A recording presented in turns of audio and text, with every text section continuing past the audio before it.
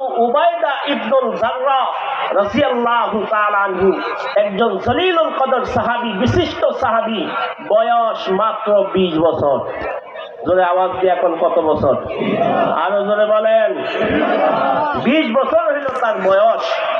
এই সাহাবী যখন যুদ্ধের ভিতরে উনি তরবারি নিয়ে ময়দানে ঢুকে গেলেন, যুদ্ধ চলতেছে, এই সাহাবী একজন জলিলুল কদর সাহাবী, খাঁটি পাক্কা ইমানদার, উনি কাফের বেঈমানের বিরুদ্ধে লড়াই করার জন্য মাঠে নামছে।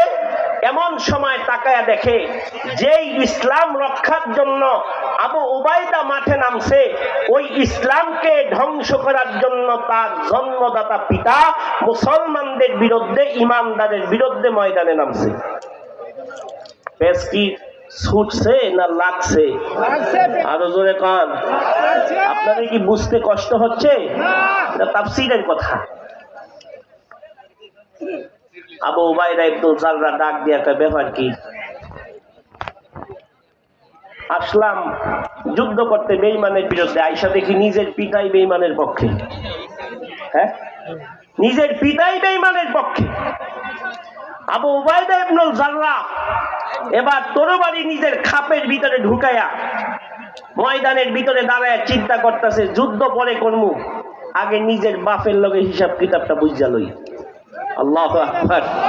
আরো জোরে বলেন। ইসলাম এত সহজ না, এত দামি জান্নাত তাল মিলাইয়া সকালে আলেমের সাথে বিকালে নাস্তিকের সাথে মিটিং, কখনো এই জান্নাত আপনার জন্য হতে পারে না। হ্যাঁ, আপনি সকালে আনবেন আফাতুমিনুনা বিবাদিল কিতাব ওয়া তাকফুরুনা বিবাদ, কিছু ভালো লাগলে মানবা, কিছু ভালো লাগে না ছেড়ে দিবা।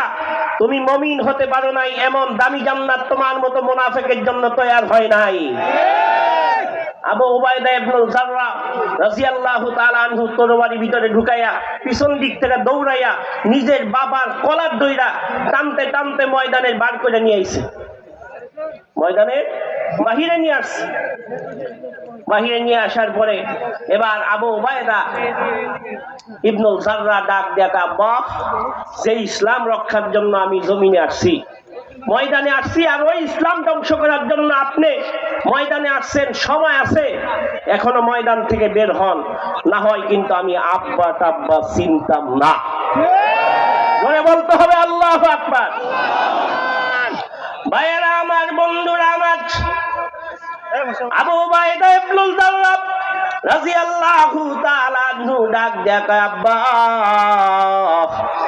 যে ইসলাম রক্ষার জন্য আমি জিহাদের ময়দানে হাজির হয়েছি, আমি ঈমান রক্ষার জন্য যেই জিহাদের ময়দানে হাজির হয়েছি, ওগো আব্বা জান, ওই ইসলাম আপনি বিতাড়িত করার জন্য, ইসলামকে পৃথিবীর থেকে ধ্বংস করার জন্য আপনি ময়দানে নেমেছেন।